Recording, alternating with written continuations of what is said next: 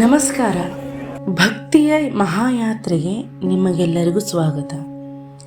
ಭಾಳ ಜನ ಕೇಳಲಿಕ್ಕತ್ತಿದ್ರು, ಅಧಿಕ ಮಾಸದೊಳಗೆ ಎಲ್ಲಾದರೂ ಪ್ರಯಾಣ ಮಾಡಿದ್ರೆ, ಯಾತ್ರೆ ಮಾಡಿದ್ರೆ ಅದನ್ನು ನಮ್ಮ ಜೊತೆ ಶೇರ್ ಮಾಡಿರಿ ಅಂತ.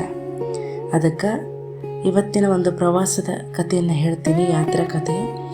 ಇದು ಸಾಮಾನ್ಯವಾದ ಪ್ರವಾಸ ಅಲ್ಲ, ಇದು ದೈವಿಕ ಅನುಭವ. ಅದಕ್ಕೆ ನಾವೇನಂತೀವಿ, ಯಾತ್ರೆ ಅಂತ ಕರಿತೀವಿ. ಮನಸ್ಸಿಗೆ ಶಾಂತಿ ಕೊಡುವ ಪವಿತ್ರ ಪಯಣ. ಇಂದು ನಾವು ಭೇಟಿ ಕೊಟ್ಟದ್ದು ಭೂಲೋಕ ವೈಕುಂಠ ಎಂದು ಕರೆಯಲ್ಪಡುವ ಅದ್ಭುತ ಶ್ರೀರಂಗಂ ಶ್ರೀ ರಂಗನಾಥ ಸ್ವಾಮಿ ದೇವಾಲಯ. ಈ ದೇವಾಲಯಕ್ಕೆ ಹೋದ ಮೇಲೆ ನನಗೆ ಏನೇನು ಅನುಭವ ಆಯಿತು ಅನ್ನೋದನ್ನು ನಿಮ್ಮ ಜೋಡಿ ಹಂಚ್ಕೋತೀನಿ. ಸಾವಿರಾರು ವರ್ಷಗಳ ಇತಿಹಾಸ ಅದ ಇದಕ್ಕೆ. ಭಾಳ ಚಂದ ರಾಜಗೋಪುರ, ಅದಕ್ಕೆ ಆಕಾಶ ಮುಟ್ಟುವ ಗೋಪುರ ಅಂತಲೂ ಕರಿತೀವಿ. ಪ್ರತಿ ಹೆಜ್ಜೆಯೊಳಗೂ ಸಹಿತ ಭಕ್ತಿ, ನಮ್ಮ ಭಾರತೀಯ ಸಂಸ್ಕೃತಿ ಮತ್ತು ದಿವ್ಯತೆಯನ್ನು ಸಾರಿ ಹೇಳುವ ಒಂದು ಯಾತ್ರೆ ಇದಾಗಿದೆ. ಹಾಗಾದ್ರೆ ಬನ್ನಿರಿ, ಈ ದಿವ್ಯ ದರ್ಶನದ ಯಾತ್ರೆಯ ಪಯಣವನ್ನು ಒಟ್ಟಿಗೆ ಅನುಭವಿಸೋಣ. ಯಾರೆಲ್ಲ ನನ್ನ ಚಾನಲನ್ನು ಸಬ್ಸ್ಕ್ರೈಬ್ ಮಾಡಿಲ್ಲ, ದಯವಿಟ್ಟು ಸಬ್ಸ್ಕ್ರೈಬ್ ಮಾಡಿರಿ, ಬೆಲ್ ಐಕಾನನ್ನು ಪ್ರೆಸ್ ಮಾಡಿರಿ.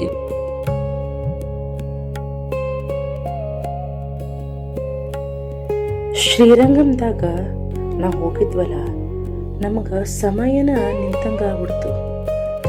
ಯಾಕಂದ್ರೆ ಭಕ್ತಿಯಿಂದ ರಂಗ ರಂಗ ಎಂಬ ನಾಮಸ್ಮರಣೆ ಮಾಡ್ಲಿಕ್ಕತ್ತಿದ್ವಿ.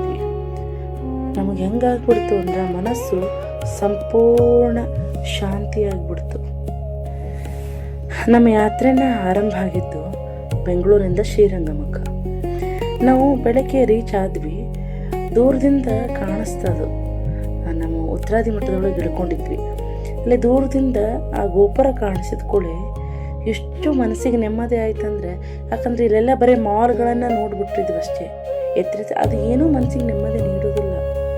ಇದು ಪ್ರಪಂಚದ ಎತ್ತರವಾದಂತಹ ಗೋಪುರ. ಭಾಳ ಚಂದ ಅನ್ನಿಸ್ತು ನಮಗೆ. ಅಷ್ಟೇ ಅಲ್ಲ, ಪ್ರತಿ ಬೀದಿಯೊಳಗೆ, ಹಾದಿಯೊಳಗೆ, ಪ್ರತಿ ಹೆಜ್ಜೆಯೊಳಗೆ ದೇವರ ನಾಮಸ್ಮರಣೆ ಅದ, ಭಕ್ತಿಯ ಅನುಭವ ಅದ. ಇಲ್ಲಿ ನನಗಾದ ಅನುಭವಗಳನ್ನು ನಿಮ್ಮ ಜೊತೆ ಹಂಚ್ಕೋತೀನಿ. ನಾವು ಅಧಿಕ ಮಾಸದೊಳಗೆ ಯಾತ್ರೆಯನ್ನು ಮಾಡ್ಲಿಕ್ಕತ್ತಿದ್ವಿ. ಕೆಲವೊಂದಿಷ್ಟು ಹಿಂಗೆ ಅನ್ನಿಸ್ತದ, ನಾವು ಜೀವನದಾಗ ಹಲವಾರು ಕಡೆ ಹೋಗ್ತಿರ್ತೀವಿ. ಅದು ಸಂತೋಷಕ್ಕೆ, ಹಣಕ್ಕೆ ಮತ್ತು ಹೆಸರಿಗಾಗಿ ಹೋಗ್ತಿರ್ತೀವಿ. ಆದರೆ ಕೆಲವೊಂದಿಷ್ಟು ಯಾತ್ರೆಗಳು ಏನು ಮಾಡ್ತಾವಂತಂದ್ರೆ ನಮ್ಮ ಜೀವನವನ್ನೇ ಬದಲಾಯಿಸ್ಲಿಕ್ಕೆ ಬರ್ತಾವ. ಅಂತಹ ಯಾತ್ರೆಗಳಲ್ಲಿ ಫಸ್ಟ್ ನಾವು ಹೋಗಿದ್ದೆ ಶ್ರೀರಂಗಂ ಯಾತ್ರೆ. ಆ್ಯಕ್ಚುಲಿ ನಾವು ರಾತ್ರಿ ಬಿಟ್ಟು ಮುಂಜಾನೆ ಏನು ಹೋಗ್ತಿರ್ತೀವಲ್ಲ, ಎಲ್ಲ ಪ್ರಿಪ್ರೇಷನ್ ಮಾಡ್ಕೋಬೇಕಾಗಿರ್ತದೆ. ಒಂದು ಮಾತು ಹೇಳ್ತೀನಿ ನಿಮಗೆ, ಈ ಯಾತ್ರೆ ಶುರು ಆದಾಗ ನಮ್ಮ ಮನಸ್ಸು ಏನಾಗಿರ್ತದಂದ್ರೆ ಸಂಪೂರ್ಣ ದಣದು ಬಿಟ್ಟಿರ್ತು. ಎಲ್ಲವೂ ಏನೋ ಇದ್ರೂ ಸಹಿತ ಖಾಲಿತನ ಅನ್ನಿಸ್ತು. ಜನರೆಲ್ಲರೂ ನಮ್ಮ ಜೋಡಿ ಇದ್ದಾರಂದ್ರೆ ಒಂಟಿತನ ಅನ್ನಿಸ್ತು. ಯಾಕೋ ಮನಸ್ಸಿಗೆ ಶಾಂತಿ ಇರಲಿಲ್ಲ. ಅದಕ್ಕೆ ಈ ಅಧಿಕ ಮಾಸ ಬಂದದೇನೋ ಅನ್ನಿಸ್ಬಿಡ್ತು. ಅಂದು ನನಗೆ ದೇವರ ದರ್ಶನ ಬೇಕಾಗಿರಲಿಲ್ಲ, ಒಂದು ಮನಸ್ಸಿಗೆ ಒಂದು ಆಧಾರ ಬೇಕಾಗಿತ್ತು. ಶ್ರೀರಂಗಂ ಕಡೆ ಹೋಗೋ ಹಾದಿಯೊಳಗೆ ಒಂದು ವಿಚಾರ ಅರ್ಥ ಆಯಿತು. ಏನಂತಂದ್ರೆ, ಜೀವನನೂ ಒಂದು ಯಾತ್ರೆ ಇದ್ದಂಗೆ. ಕೆಲವರು ಮಧ್ಯದಾಗ ಕೈ ಬಿಡ್ತಾರೆ, ಕೆಲವರು ನೋವಿನಲ್ಲಿ ನಿಂತು ಬಿಡ್ತಾರೆ. ಆದ್ರೆ ದೇವರು ಕಲಿಸೋದು ಒಂದ, ನಡೆದು ಹೋಗು ಗಮ್ಯ ಸ್ಥಾನ ನಿನಗೆ ಕಾಯ್ಲಿಕ್ಕತ್ತದ ಅಂತ. ದೂರದಿಂದ ಶ್ರೀರಂಗಂ ಗೋಪುರ ಕಾಣ್ಲಿಕ್ಕತ್ತದ ನಮ್ಗೆ. ಆ ಕ್ಷಣ ಅದು ಕೇವಲ ಒಂದು ಕಟ್ಟಡ ಅಂತ ಅನ್ನಿಸ್ಲಿಲ್ಲ, ಅದು ಒಂದು ದರ್ಶನ ಅನ್ನಿಸ್ಲಿಲ್ಲ. ಕಟ್ಟಡ ದರ್ಶನ ಅನ್ನಿಸ್ಲೇ ಇಲ್ಲ. ಅದು ಸಾವಿರಾರು ವರ್ಷಗಳಿಂದ ಭಕ್ತರ ಕಣ್ಣೀರು, ಪ್ರಾರ್ಥನೆ, ಭರವಸೆ ಎಲ್ಲವನ್ನ ಹೊತ್ತು ನಿಂತಿರುವ ಒಂದು ಶಕ್ತಿ ಅನ್ನಿಸ್ತು ನನಗೆ. ಆ ಕ್ಷಣದೊಳಗೆ ನನಗೆ ಅರ್ಥ ಆಯಿತು, ನಮ್ಮ ಸಮಸ್ಯೆಗಳು ದೊಡ್ಡದಲ್ಲ, ನಮ್ಮ ನಂಬಿಕೆ ಚಿಕ್ಕದಾಗ್ಯದ, ಅದಕ್ಕೆ ಸಮಸ್ಯೆಗಳು ದೊಡ್ಡದನಿಸ್ಬಿಟ್ಟದ. ದೇವಾಲಯದೊಳಗೆ ನಾವು ಎಂಟರ್ ಕೊಟ್ಟ ಕ್ಷಣ ಕೆಲವೊಂದಿಷ್ಟು ಅಲ್ಲಿ ನಿಮ್ಗೆ ಗೊತ್ತಿದ್ದಂಗೆ ಅದ, ಒಮ್ಮೊಮ್ಮೆ ಮೊಬೈಲ್ಗಳು ಅಲಾವ್ ಇರೋದಿಲ್ಲ. ನಮ್ಮ ಕಡೆ ಆದಷ್ಟು ಫೋಟೋಗಳನ್ನು ವಿಡಿಯೋಗಳನ್ನು ಅಲ್ಲಿ ಮಾಡಿವೆ ಅಷ್ಟೇ. ದೇವಸ್ಥಾನದ ಒಳಗೆ ಹೋಗ್ತೀವಿ, ದೇವಾಲಯದ ಒಳಗೆ ಹೋಗುವಾಗ ಒಂದು ವಿಚಿತ್ರ ಅನುಭವ ಆಯಿತು. ಅಲ್ಲಿ ಯಾರೂ ಯಾರನ್ನು ಜಡ್ಜ್ ಮಾಡಲಿಕ್ಕೆ ಬರೋದಿಲ್ಲ. ಹಣವಂತರು, ಬಡವರು, ನೋವಿನಲ್ಲಿ ಇರುವರು, ಸಂತೋಷದಲ್ಲಿ ಇರುವವರು ಎಲ್ಲರೂ ದೇವರ ಮುಂದೆ ಒಂದೇ. ಜೀವನದಲ್ಲಿ ನಾವು ಹೊರಗೆ ಎಷ್ಟು ದೊಡ್ಡವರಾಗಿದ್ದರೂ ಕೂಡ ದೇವರ ಮುಂದೆ ನಾವು ಒಂದು ಹುಲ್ಕಟ್ಟಿ, ನಾವು ಎಷ್ಟೋ ಜನ ಏನು ಮಾಡ್ತಿರ್ತೀವಿ, ಅಲ್ಲೇ ಟಿಕೆಟ್ ದರ್ಶನ ಮಾಡ್ಲಿಕ್ಕತ್ತಿರ್ತೀವಿ. ಏನು ಮಾಡ್ತೀವಿ, ಟಿಕೆಟನ್ನು ಎಷ್ಟು ಇರ್ತದಲ್ಲ ಅಷ್ಟು ಕೊಟ್ಟು ನಾವು ದೇವರನ್ನು ನೋಡ್ಲಿಕ್ಕೆ ಹೋಗ್ತೀವಿ ಹೊರತು ದೇವರು ನೋಡ್ಲಿಕ್ಕೆ ಹೋಗೋದು ಒಂದೇ ಮುಖ್ಯ ಅಲ್ಲ. ದೇವರು ನಮ್ಮನ್ನು ನೋಡೋದು ಬಹಳ ಮುಖ್ಯದ. ದೇವರು ನಮ್ಮನ್ನು ನೋಡೋದು ಅಂದ್ರೆ ಏನು, ಅಲ್ಲಿ ಹೋದಾಗ ವಿಶ್ವರೂಪ ದರ್ಶನ ಆಯ್ತು ನಮ್ಗೆ. ಯಾಕಂದರೆ ಬೆಳಗ್ಗೆನೇ ಹೋಗಿದ್ವಿ, ಅದೊಂದು ಪುಣ್ಯ ಬೇಕು, ಅದು ಒಂದು ಭಕ್ತಿ ಬೇಕು. ದೇವರು ನಾವು ಎಷ್ಟೋ ಟಿಕೆಟ್ ನಾವು ನೋಡ್ಲಿಕ್ಕೆ ಹೋಗ್ತೀವಿ ಅಂತ ಇರ್ಬೋದು, ರೊಕ್ಕ ರಗಡದ ಅಂತ. ಅದ್ರ ನಾವು ನೋಡೋಕ್ಕಿಂತ ದೇವರು ನಮ್ಮನ್ನು ನೋಡೋದು ಬಹಳ ಮುಖ್ಯ ಅದ.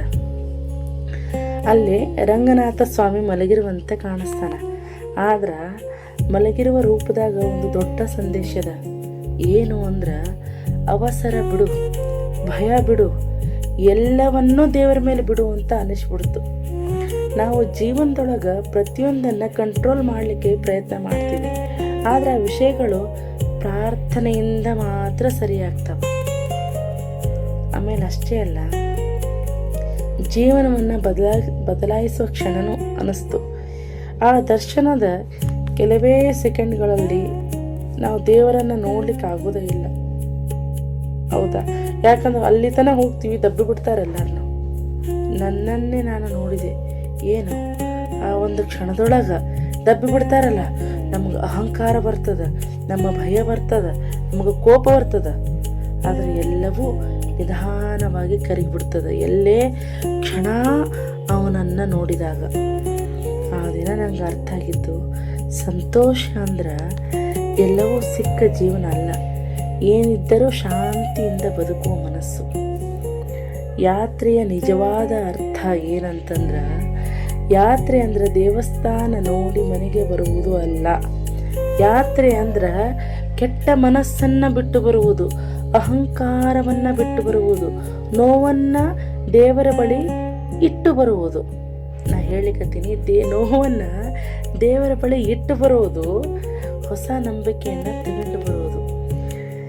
ಶ್ರೀರಂಗ ನಮಗ ದೇವರನ್ನು ಮಾತ್ರ ಕೊಡಲಿಲ್ಲ, ಹೊಸ ಜೀವನದ ದೃಷ್ಟಿಕೋನವನ್ನು ಕೊಟ್ಟ. ಇವತ್ತು ಜೀವನದಲ್ಲಿ ಏನೇ ಸಮಸ್ಯೆ ಬಂದರೂ ನನಗೆ ಒಂದು ನಂಬಿಕೆ ಇದೆ. ಏನು ನಂಬ್ತೀನಿ ನಾನು, ರಂಗ ನೋಡಿಕೊಳ್ತಾನ ಅಂತ ಅಂದ್ಬಿಡ್ರಿ, ಇಷ್ಟು ಮನಸ್ಸಿಗೆ ಶಾಂತಿ ಆಗ್ತದ, ನಿಮ್ಗೆ ಗೊತ್ತಾಗ್ತದ. ನೀವು ಕೂಡ ಜೀವನದಲ್ಲಿ ದಣದಿದ್ರೆ ಒಮ್ಮೆ ಯಾತ್ರಕ್ಕೆ ಸ್ಟಾರ್ಟ್ ಮಾಡಿರಿ, ಒಮ್ಮೆ ಶ್ರೀರಂಗಂ ಯಾತ್ರೆ ಮಾಡಿರಿ. ಅಲ್ಲಿ ದೇವರು ನಮ್ಮ ಸಮಸ್ಯೆಗಳನ್ನು, ನಿಮ್ಮ ಸಮಸ್ಯೆಗಳನ್ನು ಮಾಯ ಮಾಡ್ತಿರ್ತಾನೆ. ಬಹಳ ನಮಗಿನ್ನೂ ಟೈಮ್ ಬಂದಿಲ್ಲ ಅಂತಂದ್ರೆ, ಆದ್ರೆ ಆ ಸಮಸ್ಯೆಗಳನ್ನು ಎದುರಿಸುವ ಶಕ್ತಿಯನ್ನು ಕೊಡ್ತಾನೆ. ಶ್ರೀರಂಗನಾಥನ ಕೃಪೆ ಎಲ್ಲರ ಮೇಲಿರಲಿ. ಎಲ್ಲರೂ ಒಮ್ಮೆ ಶ್ರೀರಂಗಂ ಯಾತ್ರೆ ಮಾಡ್ರಿ.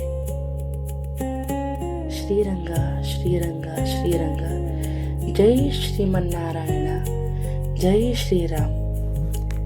ಇದು ನಿಮಗೆ ಇಷ್ಟ ಆಗಿತ್ತು ಅಂದ್ರೆ ನನ್ನ ಚಾನಲ್ನನ್ನು ಸಬ್ಸ್ಕ್ರೈಬ್ ಮಾಡಿರಿ, ಲೈಕ್ ಮಾಡಿರಿ, ನಿಮಗೇನು ಅನ್ನಿಸ್ತು ಅನ್ನೋದನ್ನು ಕಮೆಂಟ್ ಮಾಡಿರಿ. ಥ್ಯಾಂಕ್ ಯು, ಧನ್ಯವಾದಗಳು.